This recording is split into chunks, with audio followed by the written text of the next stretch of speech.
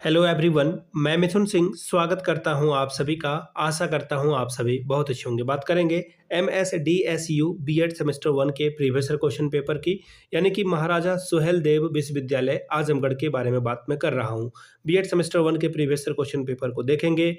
Paper का नाम होगा assessment of learning. Paper number ये 4 है। सेशन था आपका 25-26 का। आगे बढ़े उससे पहले मैं बता दूं, पिछले 5 साल के जितने भी क्वेश्चन पेपर हैं, सारे क्वेश्चन पेपर की PDF आपको 49 रुपये में प्रोवाइड कर दी जाएगी। दूसरी बात, 199 रुपये में आपको सजेशन प्रोवाइड कर दिया जाएगा। अब ये सजेशन क्या होता है? सजेशन यानी कि वेरी वेरी इंपॉर्टेंट क्वेश्चन, ऐसे सवाल जो परीक्षा में पूछे जाते हैं, आंसर के साथ आपको प्रोवाइड कर दिया जाता है। याद रखिएगा, सजेशन आपके सिलेबस के टॉपिक के आधार पर तैयार होता है। दूसरी बात, PYQ प्रीवियस क्वेश्चन पेपर पे ये बेस्ड होता है। और आपका जो लेटेस्ट एग्जाम पैटर्न है, हाल के सालों में सवाल किस तरह से पूछे गए हैं, बदलता हुआ प्रारूप में सवाल आया है, उसको यहाँ पर ध्यान में रखा जाता है। और आखिर में मेरा खुद का एक्सपीरियंस, मैंने BEd MAd कर रखा है और 2-3 सालों से बिहार, झारखंड, MP, UP, छत्तीसगढ़ इन जगहों पे सजेशन देने का मैं काम कर रहा हूँ। काफ़ी अच्छी सफलता मुझे मिली है। अगर आप भी सफलता के भागीदार बनना चाहते हैं तो यहाँ से मेरी ईमेल ID आप देख सकते हैं, yourmithunSingh@gmail.com पे आप मुझे मेल कर सकते हैं। इंस्टा पे अगर आप हो, डू फॉलो मी @iMithunSingh। बाकी आप मुझे व्हाट्सअप कर सकते हैं 7979054474 पे। तो चलिए आगे बढ़ते हैं और देखते हैं किस तरह के सवाल एग्जामिनेशन में पूछे गए थे 25-26 सेशन पेपर नंबर 4 में। ये रहा आपका पेपर। यहां से आप देख पाएंगे BEd सेमेस्टर 1 फर्स्ट ईयर, आप इसे कह लें, 25-26 सेशन का ये क्वेश्चन पेपर है। रेगुलर और बैक सेशन वाले का पेपर है, असेसमेंट ऑफ लर्निंग का पेपर नंबर 4। अब यहाँ से देख लीजिए, पेन का कलर करता हूँ मैं चेंज। यहाँ से आप देख लीजिए, टोटल 90 मार्क्स का ये क्वेश्चन पेपर है। वक्त मिलता है आपको 2 घंटे का। पेपर आपका जो है पहले सेक्शन A में बटा हुआ है, very very short question answer. देखिए, इसमें 10 सवालों का जवाब दे रहा है और हर एक सही जवाब के लिए आपको 2-2 अंक मिलेंगे, यानी कि 20 नंबर आप ला सकते हैं। 50 शब्दों में आपका आंसर होना चाहिए। अब यहाँ से देख लीजिए, पहला सवाल क्या है? In which areas are educational and psychological tests used? शैक्षिक एवं मनोवैज्ञानिक परीक्षणों का उपयोग किन क्षेत्रों में किया जाता है? इसके बारे में 50 शब्दों में लिखिए। अगला है डिफाइन इवोल्यूशन, यानी कि मूल्यांकन को परिभाषित कीजिए। नेक्स्ट सवाल देखिए क्या बोला गया है। What is deplete half reliability method? अर्ध विच्छेद विश्वसनीयता विधि क्या है, बताइए। चौथा सवाल, right any 4 differences between qualitative and quantitative measurement, यानी कि गुणात्मक और परिमाणात्मक मापन के मध्य की कोई 3 अंतर लिखिए। क्वेश्चन नंबर 5वां देखिए क्या बोला गया है। Right the name of projection tools of personality measurement, व्यक्तित्व मापन के प्रक्षेपी उपकरणों के नाम लिखिए। Question number 6, right any 3 characteristics of NPC, normal probability curve के बारे में बताना है। NPC यानी कि सामान्य संभाव्यता वक्र की किन्हीं 3 विशेषताओं के बारे में लिखिए।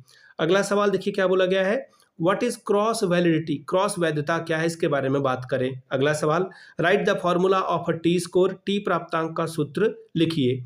Question number 9, classify the concept of CRT, CRT के संप्रत्यय को स्पष्ट कीजिए। Question number 10, right any 3 advantages of semester system of examination, यानी कि सत्र परीक्षा प्रणाली के किन्हीं 3 लाभों को लिखिए। अब सेक्शन B देखिए आपका शुरू हुआ है। आपको 150 वर्ड में आंसर लिखना है। 4 सवालों के जवाब लिखने हैं आपको और हर एक के लिए 7.5 नंबर, यानी कि 30 नंबर आप इस सेक्शन से ला सकते हैं। पहला सवाल, मापन की त्रुटियों के प्रकारों को स्पष्ट कीजिए।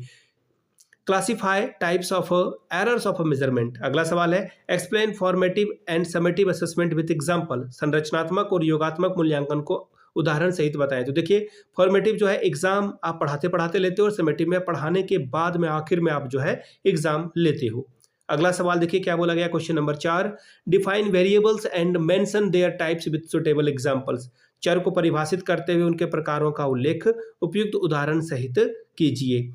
अगला सवाल, what factor affect the reliability of a test score, परीक्षण प्राप्तांकों की विश्वसनीयता को कौन कौन से तत्व प्रभावित करते हैं, बताएं। छठवां सवाल, explain briefly about the level of measurement, मापन के स्तरों की संक्षिप्त व्याख्या करें। सातवां सवाल, describe steps of construction of standardised achievement test, यानी कि मानकीकृत निष्पत्ति परीक्षण की रचना के पदों का उल्लेख कीजिए। अगला सवाल, elaborate significance of rank correlation in education, शिक्षा के कोटि श्रेणी सहसंबंध के महत्व पर प्रकाश डालें। बात करेंगे सेक्शन सी की। लॉन्ग टाइप के सवाल हैं, 2 सवालों का जवाब लिखना है, 400 वर्ड में आपको आंसर मिलेगा और 20-20 नंबर आप यहाँ से ला सकते हैं। 400 वर्ड में आपको आंसर लिखना है।